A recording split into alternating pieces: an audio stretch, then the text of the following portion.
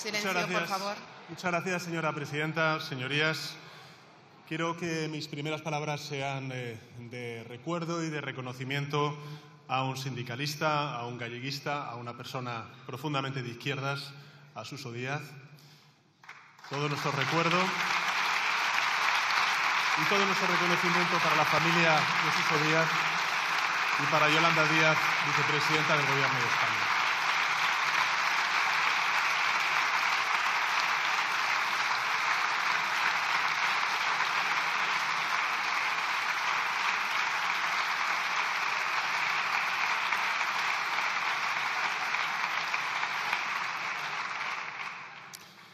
Señorías, comparezco, como saben, ante esta Cámara para dar cuenta del caso de corrupción que parece involucrar a los dos últimos secretarios de organización de mi organización, del Partido Socialista. Vengo, por tanto, a rendir cuentas, a dar explicaciones como corresponde, a asumir mi responsabilidad, pero sobre todo vengo a proponer medidas para que algo así no vuelva a suceder. Porque estoy convencido, además, de que eso es lo que quiere la mayoría de los ciudadanos y ciudadanas. Soluciones y, por tanto, no disputas estériles ni piras inquisitoriales que denigran a este hemiciclo y socavan la confianza de los ciudadanos en nuestras instituciones democráticas. Asumir la responsabilidad, señorías, es pedir perdón, es tomar medidas y, a mi juicio, es seguir haciendo avanzar a España. Y por eso subo a esta tribuna con una honda sensación de decepción, en primer lugar conmigo mismo y sobre todo con aquellos en quienes nunca debí confiar. Pero también subo con la seguridad, señorías, de ser un político limpio y con el orgullo de quien lidera un partido ejemplar.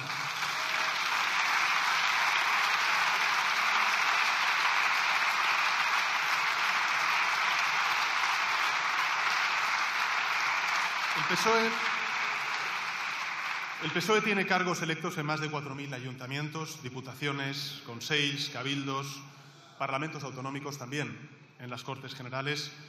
Ninguno de ellos ni de ellas merece el torrente de insultos, de ataques y de generalizaciones de los que han sido víctimas en estos días.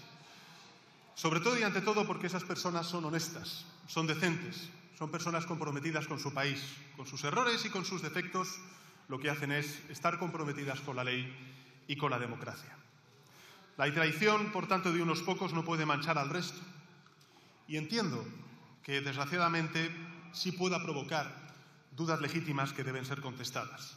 Y por eso estoy aquí, para recuperar la confianza de los grupos parlamentarios que apoyan el impulso que el Gobierno de coalición progresista hace en sus tareas ejecutivas, para despejar las dudas que puedan tener legítimamente los ciudadanos que sigan esta comparecencia, contando todo lo que sé y dando cuenta de lo que vamos a hacer para superar esta crisis. Empezaré por el principio, señorías. Yo conocí a Santos Cerdán en el año más o menos 2014. Cuando llegué a la Secretaría General del Partido Socialista, él ya desempeñaba tareas de responsabilidad en el Partido Socialista de Navarra.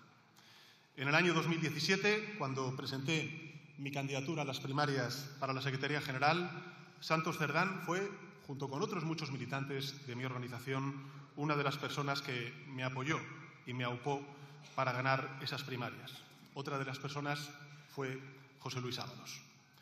En el Congreso Federal de julio del año 2017, como saben, José Luis Ábalos fue nombrado secretario de organización, Santos Cerdán fue nombrado responsable de coordinación territorial de esa Comisión Ejecutiva Federal. Y en el año 2021, tras la salida de José Luis Ábalos, tanto del Gobierno como de la organización, elegí a Santos Cerdán como secretario de organización.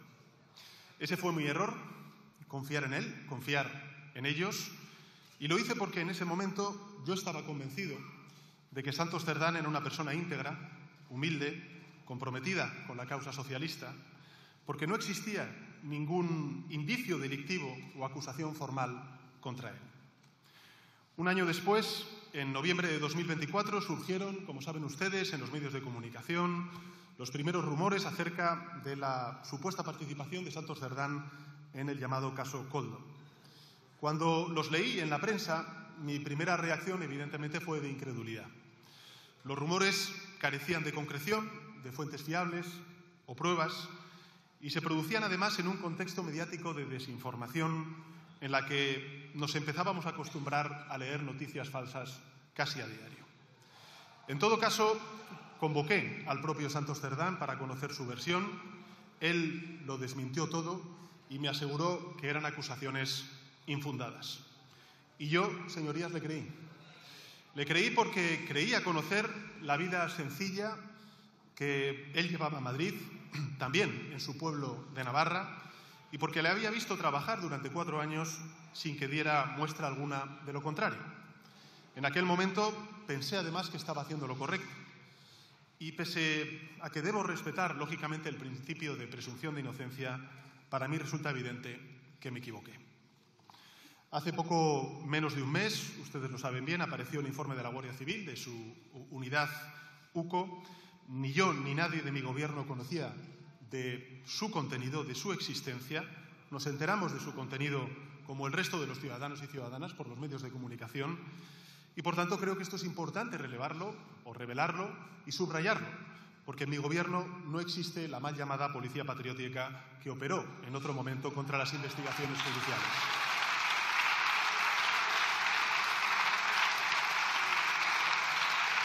Dicho informe recogía graves indicios delictivos que apuntan a la existencia de una supuesta trama delictiva en la que tanto Santos Cerdán como Koldo García y José Luis Ábalos cobraban mordidas de empresas. Pero es que además ese informe y esos audios contienen comentarios y conductas machistas que están en las antípodas de mis valores y de lo que mi partido representa. Y en este sentido, señorías, sí quisiera reivindicar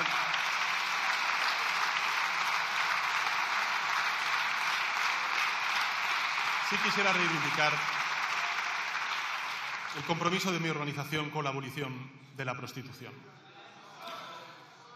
Señorías, descubrir ambas cosas fue un duro golpe para mí, lo he dicho en reiteradas ocasiones desde que se dio a conocer este informe, lógicamente para mi organización, para el Partido Socialista Obrero Español y para millones de ciudadanos progresistas que confiaron en nuestro proyecto. Soy muy consciente de ello y por eso a todos ellos y a todas ellas quiero pedirles una vez más disculpas. Y además quiero hacerlo desde aquí, desde la sede de la soberanía nacional. Es evidente que me equivoqué al confiar en José Luis Ábalos y en Santos Cerdán. Es evidente que pese a la reacción inmediata de su expulsión, los mecanismos de control interno en mi organización no funcionaron correctamente. Y es evidente que el Gobierno, aun teniendo tarea pendiente en materia de otros muchos ámbitos, tenemos que volver a poner el foco y reivindicar y fortalecer toda la acción en materia de lucha contra la corrupción y el machismo. El culpable, evidentemente, de toda esta situación es quien comete esos supuestos delitos y eso le corresponde, por tanto, a la justicia determinarlo. Pero yo, como persona que los nombró, evidentemente tengo parte de responsabilidad y la asumo. Quienes llevan 7 años pidiendo elecciones y, por supuesto, mi dimisión desde la moción de censura del año 2018 se han apresurado a eso, a exigir de nuevo elecciones anticipadas y mi dimisión. Y he de decirles, señorías, que francamente yo mismo he considerado esas opciones. En los primeros momentos de esta crisis me pareció hasta incluso la solución más sencilla, para mí y para mi familia. Pero después de reflexionar y de escuchar a mucha gente, comprendí que tirar la toalla no es nunca una opción. Por eso,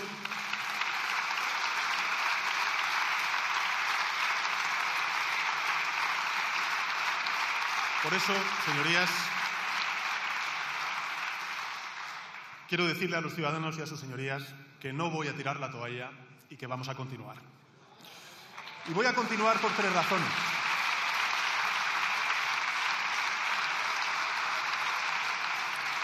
Voy a continuar por 3 razones. La primera de ellas es porque soy un político limpio, que desconocía las corruptelas en las que Ábalos y Cerdán pudieran estar inmersos. Sé que en estos casos es lógicamente difícil no creer, o mejor dicho, es más difícil no creer que creer. Y entiendo que haya ciudadanos y ciudadanas que tengan dudas sobre lo que sabía y lo que no, pero yo no las tengo. Y por eso voy a defender la integridad del proyecto político que tengo el honor de liderar. En segundo lugar, señorías, voy a continuar porque aspiro a recuperar la confianza de los grupos parlamentarios que de una u otra manera han venido apoyando la acción del Gobierno desde el inicio de esta legislatura. Sé, señorías, que no están siendo días fáciles para esos grupos parlamentarios que apoyaron mi investidura como presidente del Gobierno. Sé que están bajo mucha presión, pero quiero decirles a todos y cada uno de ellos que voy a estar a la altura, que voy a satisfacer sus expectativas de regeneración y de lucha contra la corrupción y que voy a cumplir con los compromisos que tengo con ellos. De hecho,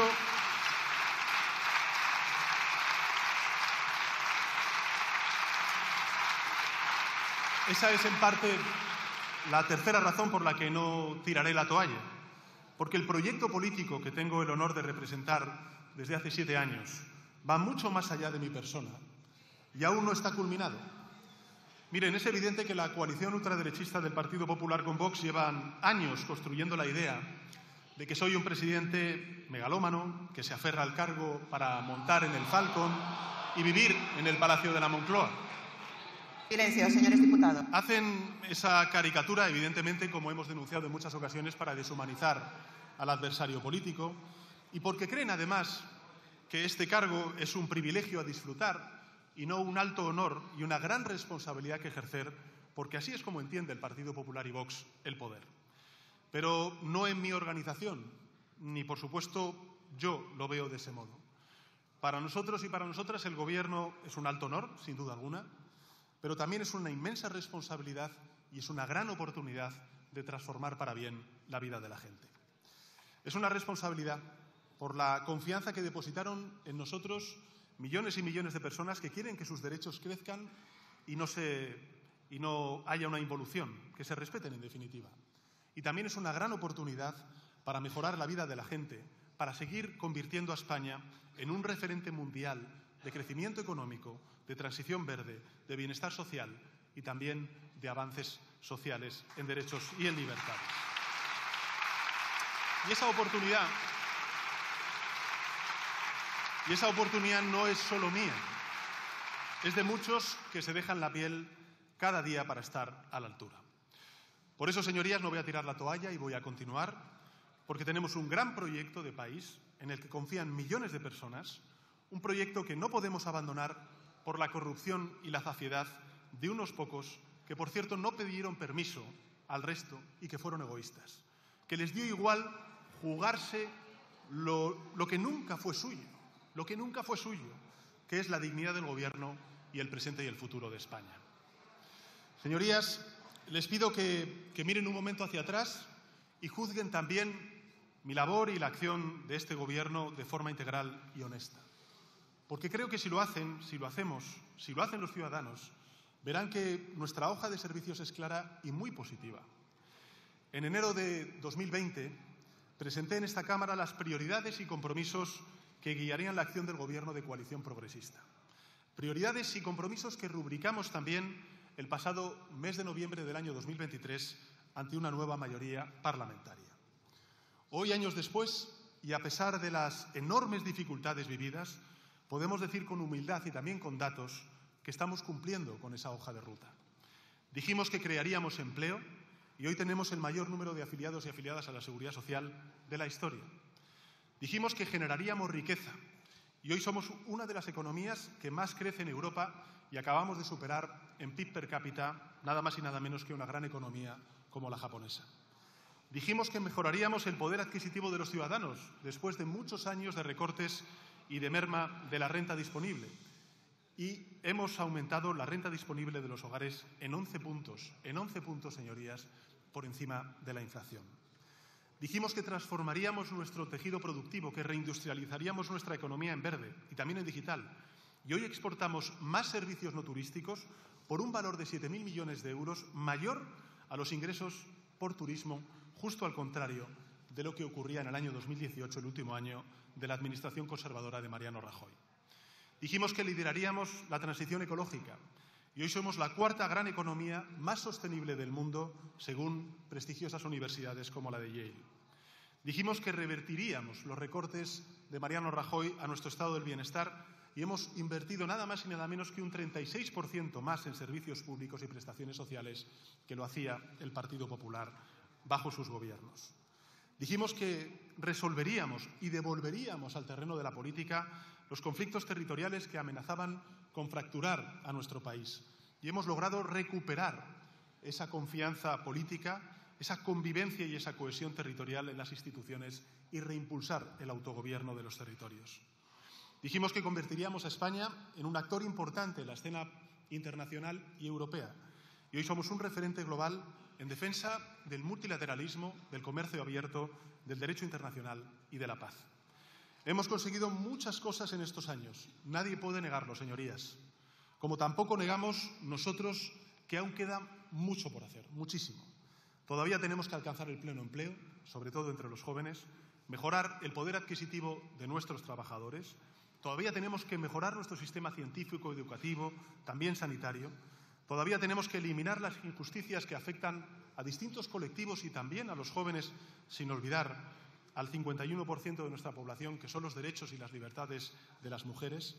Todavía tenemos que hacer efectivo el derecho de todo ciudadano y ciudadana al acceso a una vivienda digna. Todavía tenemos que culminar ese proyecto siempre inconcluso que es el modelo autonómico. Y, sin duda, todavía tenemos que resolver el problema de la corrupción en nuestro país. Miren, España es un país que funciona conforme a la ley. Los datos, insisto, indican que en España no hay una corrupción sistémica, ni endémica, ni tampoco existe impunidad, como dicen algunos. Cada día en España, señorías, en todas las administraciones públicas, desde el ayuntamiento más pequeño hasta la Administración General del Estado, se celebran cientos, miles de contrataciones públicas y la práctica totalidad cumple escrupulosamente con la ley. La inmensa mayoría de nuestros servidores y servidoras públicos trabajan con integridad y con una vocación intachable. Y la inmensa mayoría de nuestras empresas compiten con honradez y respeto a las normas. En todo caso, es evidente que esa integridad no es absoluta, que en nuestro país sigue habiendo corruptos y corruptores, sigue habiendo políticos y cargos públicos de todas las ideologías procesados por malversación, por cohecho o por blanqueo de capitales. Sigue habiendo también pocos, pero los hay, miembros de las fuerzas y cuerpos de seguridad del Estado, por ejemplo el comisario Villarejo, acusados de revelación de secretos, falsedad documental y organización criminal. Sigue habiendo empresarios que pagan mordidas, sobornos para influir en la legislación u obtener contratos públicos. Por eso, señorías, lo que quiero decir con esto es que en España no existe una corrupción sistémica. Y si existe esa corrupción, que la hay, también si lo vemos en términos históricos, con perspectiva histórica, es mucho menor que en el pasado. Pero sigue existiendo y la causa es un grave daño a las instituciones, a la confianza en nuestras instituciones democráticas, al tejido productivo y, en definitiva, a nuestra ciudadanía. A lo largo de los últimos años, el Gobierno de coalición progresista ha puesto en marcha o adoptado más de 30 medidas para combatir esta lacra. Hemos hecho muchas cosas, también con el apoyo de una amplia mayoría de grupos parlamentarios en esta Cámara. Hemos modificado lo que hizo la anterior administración del Partido Popular, que es la modificación del Código Penal para derogar los límites a la instrucción de macrocausas, penalizar el enriquecimiento ilícito de cargos públicos, ampliar la corrupción también al ámbito privado, tipificando nuevos delitos entre particulares.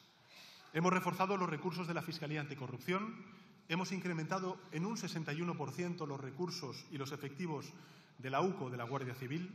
Hemos protegido a quienes denuncian corrupción mediante la Ley de Protección del Informante y la creación también para ello de una autoridad independiente específica. Hemos aprobado un sistema de integridad para la Administración General del Estado que incluye, entre otras cuestiones, canales de denuncia, protocolos de gestión de riesgos, mecanismos también de evaluación. Y hemos impulsado una ley de transparencia y de intereses de grupos, o de integridad de los grupos de interés, mejor dicho, ya en tramitación parlamentaria, que dotará de luz y de reglas a la actividad de los lobbies, de los grupos de presión en nuestro país. Creo que esta actividad reformadora, señorías, es importante, no ha sido casual, ni por supuesto tampoco improvisada. Empezó en el año 2020, en enero de 2020. el año de la pandemia, y ha ido avanzando a lo largo de las 2 legislaturas como fiel reflejo de una voluntad real y compartida por erradicar la impunidad, por reforzar la rendición de cuentas y por blindar nuestra democracia frente a la corrupción. Hemos avanzado mucho, señorías, pero es obvio, resulta evidente que no es suficiente. Las 35 causas de corrupción que se abrieron el año pasado en nuestro país, algunas de ellas a partidos políticos de distinto signo, nos demuestran que se necesita hacer más, que los partidos políticos, los gobiernos de las distintas administraciones, las empresas, tienen que adoptar más medidas. Y yo, como presidente del Gobierno, tengo la mayor responsabilidad en todo ello y la voy a asumir. Voy a afrontar el problema de la corrupción y lo vamos a superar, señorías, como hemos hecho con otras muchas crisis que durante estos últimos 7 años hemos tenido que afrontar y gestionar. Este fin de semana, a nivel de mi organización, anuncié no solamente una reestructuración profunda de la Comisión Ejecutiva Federal, sino también un contundente paquete de reformas de sus estatutos y fórmulas de trabajo. Un paquete de reformas que, unidas a las que ya entraron en vigor en los últimos años, permitirán evitar que tramas corruptas como la protagonizada en este caso por los 2 secretarios de organización, Santos Cerdán y José Luis Ábalos, no vuelvan a darse en el seno de mi partido. Y convertirán, por cierto, al Partido Socialista en el partido con los mecanismos y las reglas más ambiciosos en materia de transparencia y de compromiso feminista. En todo caso, señorías, sabemos que actuar dentro de la organización, de nuestras organizaciones, solo permite abordar una dimensión de este reto, de este desafío. Porque la corrupción no solo ha existido en una organización, existen otras, también en instituciones y en algunas empresas. Y si realmente queremos seguir reduciendo esta lacra social hasta acabar con ella definitivamente, tenemos que actuar también sobre estos espacios. Por eso, señorías, quiero anunciarles que el Gobierno de Coalición Progresista les propone a ustedes y también a los ciudadanos la aprobación de un plan estatal de lucha contra la corrupción. Un plan estatal de lucha contra la corrupción dotado de 15 medidas de importante calado que hemos diseñado conjuntamente con un organismo multilateral como es la OCDE, en concreto con su prestigiosa división de anticorrupción e integridad en el Gobierno. Un plan estatal, por tanto, de lucha contra la corrupción con 15 medidas que hemos elaborado conjuntamente con la OCDE. Este plan ha sido, como he dicho, elaborado a lo largo de este último mes, desde que salió el caso de Santos Cerdán, también con reuniones con los distintos grupos parlamentarios, con los socios de Gobierno, el Grupo Parlamentario de Sumar, a quienes quiero agradecer su ayuda, con expertos de la sociedad civil, con los técnicos de la OCDE, que es, como saben, el organismo multilateral que se encarga de mejorar la calidad institucional en los 38 países más avanzados del mundo. Y además de sus aportaciones y de esta elaboración conjunta con la OCDE, hemos incorporado también distintas propuestas del Foro de Gobierno Abierto, del Grupo de Estados contra la Corrupción del Consejo de Europa y también recomendaciones de la Comisión Europea. En su conjunto estamos convencidos, señorías, de que este plan de lucha contra la corrupción supondrá el mayor impulso a la prevención, a la lucha y la reparación de la corrupción que se ha hecho en las últimas décadas en nuestro país. El objetivo, por tanto, señorías, es situarnos en esto a la vanguardia del continente, como ya lo hemos hecho en otros muchos ámbitos a lo largo de estos 7 años de Gobierno de Coalición Progresista. Los miembros de esta Cámara, los medios de comunicación, la ciudadanía en su conjunto van a poder acceder a este documento completo del plan hoy mismo desde la página web de la Moncloa, sus redes sociales, pero me gustaría aprovechar, lógicamente, esta comparecencia para presentar ante sus señorías y también ante la ciudadanía sus principales medidas, siguiendo los 5 ejes que integran este plan estatal. El primer eje de este plan se centra en la prevención de riesgos y en el fortalecimiento de los controles en materia de corrupción. Entre sus 6 medidas, sus señorías encontrarán la puesta en marcha de una agencia de integridad pública independiente que asumirá las funciones claves en la prevención, en la supervisión y en la persecución de prácticas corruptas. En España, señorías, Contamos con muchos organismos dedicados a la lucha contra la corrupción en los distintos niveles estatales, tanto el Estado como también las comunidades autónomas. Y es evidente que esta multiplicidad nos ha permitido tener muchos ojos, pero también resulta evidente que ha generado ineficiencias y vacíos de coordinación. De hecho, señorías, los técnicos de la OCDE nos recomiendan también, además de otros grupos parlamentarios, crear esta agencia que deberá coordinar de forma independiente la lucha contra la corrupción y que será encargada de liderar los esfuerzos en esta materia. Al mismo tiempo, señorías, vamos a extender la metodología aplicada a la adjudicación de los fondos Next Generation, los fondos de recuperación, transformación y resiliencia, a toda la Administración del Estado. Lo que vamos a hacer es crear mapas de riesgo, de integridad, usar el análisis avanzado de datos para detectar vulnerabilidades en procesos críticos de contratación, también las subvenciones o la propia gestión presupuestaria. Y para ello vamos a introducir aplicaciones de inteligencia artificial en la plataforma de contratación del sector público. Perdone, señor presidente del Gobierno. Señores diputados y diputadas, por favor, les ruego silencio. Señor presidente, cuando quiera. Silencio, por favor. Como decía, vamos a introducir aplicaciones de inteligencia artificial en la plataforma de contratación del sector público, de modo que nos permita automatizar, optimizar la identificación de patrones anómalos o indicios de fraude. Porque es inaceptable que haya empresas que sistemáticamente con diferentes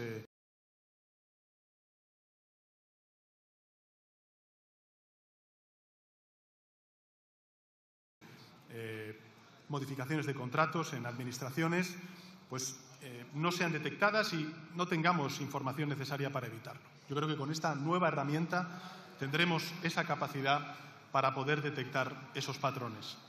Y en virtud de esta misma lógica, señorías, exigiremos sistemas de compliance anticorrupción a las empresas que quieran contratar con las distintas administraciones y desplegaremos pactos de integridad para determinados contratos públicos, un sistema que ya usan, por cierto, otros países europeos y que sirve para monitorear de forma independiente los procesos de contratación, reduciendo, por tanto, el riesgo de mala praxis. Y además, como saben, la nueva Ley de Administración Abierta reforzará la obligación de transparencia activa, establecerá mecanismos de alerta temprana y actualizará el portal de transparencia del Estado. Y vamos también a establecer controles patrimoniales aleatorios y anuales para altos cargos durante su mandato para vigilar que nadie obtenga un beneficio, indebido. Dentro de este eje, señorías, reforzaremos también los controles a los partidos políticos para garantizar que quienes gestionan recursos públicos y representan a la ciudadanía lo hagan con los más altos estándares de integridad y de transparencia. ¿Qué es lo que vamos a proponer a sus señorías, a las formaciones políticas? Bueno, pues la obligación a partidos y fundaciones con financiación pública superior a los 50.000 euros a realizar auditorías externas e independientes. Profundizando, por tanto, en la transparencia en las donaciones, también la financiación privada, reduciendo el umbral de la publicación de donaciones a 2.500 euros y el plazo también de publicación a un mes desde su recepción. Y también propondremos la aprobación de esta Ley de Transparencia e Integridad de los Grupos de Interés, que asegurará que la relación entre empresas y servidores públicos se produce con responsabilidad y con transparencia. Esto respecto al primero de los ejes de este plan que hemos elaborado conjuntamente con muchos de sus señorías y también con la OCDE. El segundo eje del Plan Estatal de Lucha contra la Corrupción que les proponemos, señorías, se centra en la protección de quienes dan un paso al frente a la hora de denunciar supuestos y potenciales casos de corrupción. En una democracia madura no se castiga a quien denuncia, se le escucha, se le protege y se le respalda. Contamos, como saben ustedes, con la Ley 2/2023 para la protección de los informantes y con la Autoridad Independiente de Protección al Informante, como antes he relatado. Pero es evidente que esta ley no es suficiente. Por ello, lo que vamos a incluir en la nueva Ley de Enjuiciamiento Criminal es que cualquier persona que acuda directamente a la Fiscalía, a la Policía o a un juez a denunciar casos de corrupción cuente con garantías plenas de confidencialidad, de protección y de apoyo legal. Exigiremos, por tanto, que las empresas tengan también canales internos de denuncia y obligaremos a todas las administraciones públicas, incluyendo las autonómicas y las municipales, a incorporar estos canales en un sistema general de integridad institucional. Nuestra lucha contra la corrupción, señorías, no puede basarse en rumores ni tampoco en acusaciones vacuas, pero tampoco puede permitirse que informaciones valiosas se pierdan en los pasillos. Y, por tanto, las medidas contenidas en este eje yo creo que nos pueden ayudar a evitarlo. El tercer eje de este plan contiene 3 medidas destinadas a reforzar la capacidad del Estado para investigar, juzgar y sancionar los casos de corrupción. Medidas, por tanto, para fortalecer nuestro sistema judicial, para dotarlo de mayor independencia, también de medios, y endurecer las sanciones contra corruptos. Para ello, crearemos secciones especializadas en delitos contra la administración pública dentro de los nuevos tribunales de instancia, con jueces y juezas especializados, algo que, por cierto, ayudará a agilizar los procesos judiciales y aumentar su eficacia. Además, se otorgará carácter preferente y se creará un procedimiento sumario para las causas que involucren a cargos públicos, porque a menudo, señorías, lo que vemos en nuestros tribunales no son dilaciones indebidas, son dilaciones calculadas, la mayor parte de las veces, provocadas por las partes, que merman la confianza de la ciudadanía en la acción de la justicia. Para hacernos visualizarlo en un caso concreto, la pieza de Arganda, de la ciudad de Arganda, de la Comunidad de Madrid, del caso Gürtel, inició su instrucción, señorías, en el año 2009. Y no hemos conocido la sentencia hasta 16 años después, es decir, en este mismo año, el año 2025. Esto, evidentemente, debemos abordarlo porque, si no, podemos estar abriendo las puertas a la impunidad. Asimismo, contaremos con un continuo refuerzo de la Fiscalía Anticorrupción, con más medios. Remitiremos a las Cortes Generales el anteproyecto de ley de enjuiciamiento criminal, que incluirá una reforma estructural del modelo de instrucción penal, atribuyendo esta competencia al Ministerio Fiscal, como ya sucede, por cierto, en otros países europeos, y garantizando su independencia y sus recursos. Señorías, si queremos acabar con la corrupción, tenemos que perseguir a los corruptos, pero también tenemos que hacerlo con los corruptores, porque detrás de cada mordida hay alguien que recibe, pero también hay alguien que paga. Empresas, empresarios que suelen irse de rositas y que tienden a eludir la crítica pública y también el castigo judicial. Y esto, evidentemente, no puede seguir así. Por eso vamos a endurecer las penas por delitos contra la administración pública en el Código Penal y duplicaremos los plazos de preinscripción. Y, además, aumentaremos las multas a las empresas corruptoras, calculándolas no sobre los beneficios obtenidos, sino sobre sus ingresos anuales. Y pondremos en marcha un sistema de exclusión y de listas negras para impedir que las empresas condenadas por corrupción puedan seguir contratando por la administración pública.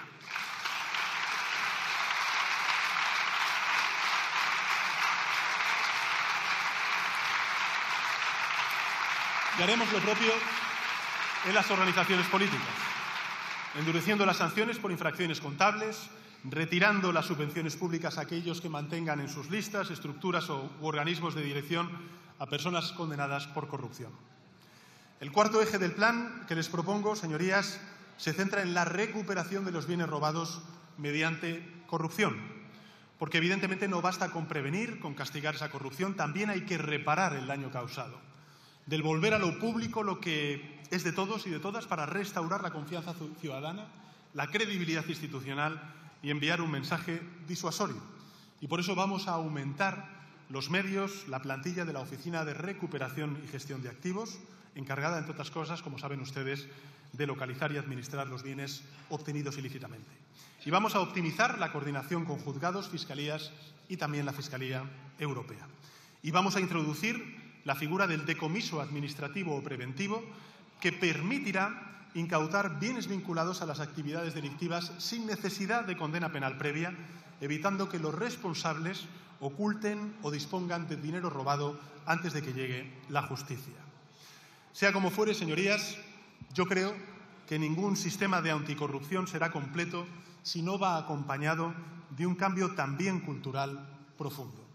Es por eso que el último eje del plan aborda lo más complejo, lo más difícil, pero yo creo que lo más transformador. Y es generar una verdadera cultura de integridad que impregne nuestras administraciones públicas, que movilice a la ciudadanía y que responsabilice también con ello al sector privado, a las empresas de nuestro país.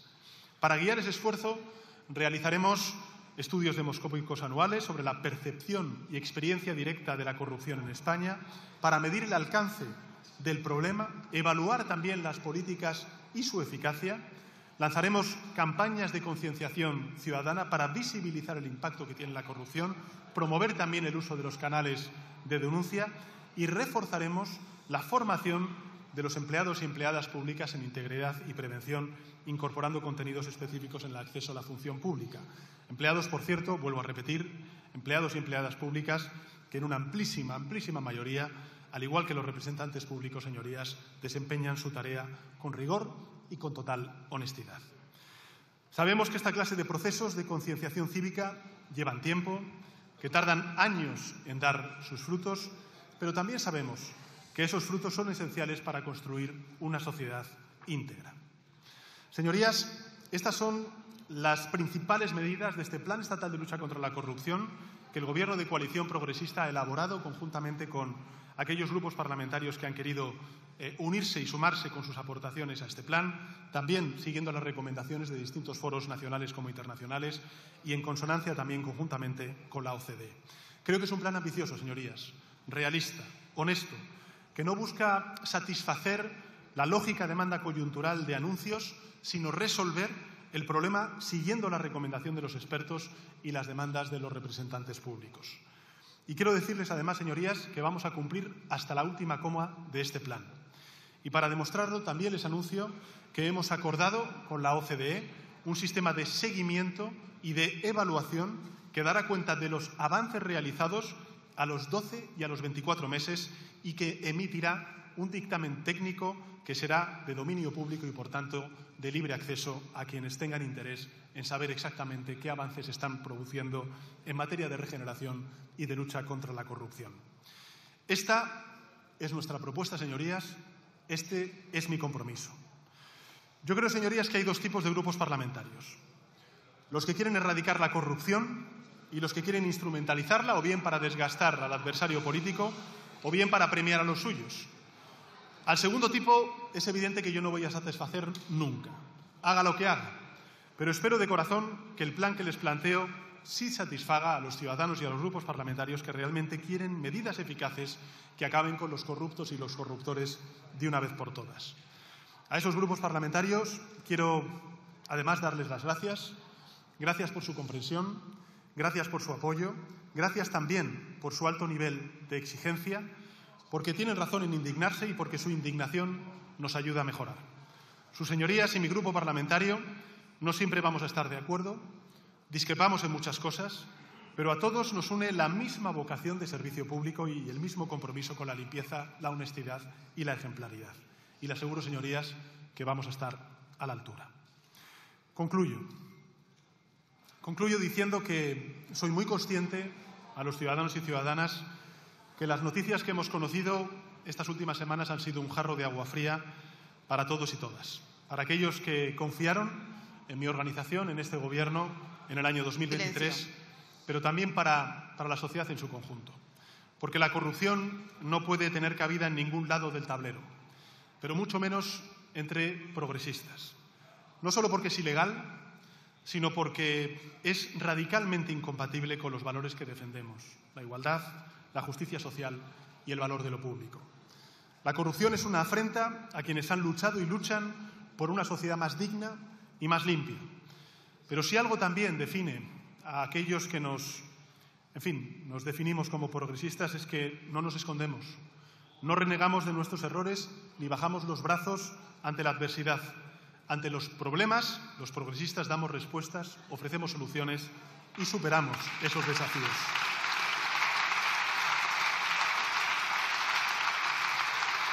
Durante estos 7 años que tengo el honor de gobernar el país, hemos superado desafíos que parecían imposibles y no quiero relatarlos, pero los hicimos con la misma determinación, todos y cada uno de ellos, poniendo a las personas en el centro y defendiendo lo público. Ahora, por tanto, señorías, no va a ser distinto. Vamos a superar la crisis de corrupción con hechos, con medidas, con reformas y transformaciones estructurales que fortalecerán a la postre nuestra democracia y blindarán nuestras instituciones frente a la codicia de algunos. Porque la confianza se recupera con acción y con coherencia, no dando pasos a un lado. Y como presidente del Gobierno, yo asumo mi responsabilidad y afronto este reto, lógicamente con determinación y con toda humildad. Afronto el reto de mejorar los mecanismos que tienen nuestras instituciones para evitar, para perseguir y para castigar la corrupción. Lo fácil, señorías, ciudadanos y ciudadanas, sería tirar la toalla. Pero nosotros no hacemos lo fácil, hacemos lo correcto. Por eso, como decía un gran escritor extremeño, vamos a seguir caminando hacia adelante, siempre hacia adelante. Nada más y muchas gracias, señora presidenta.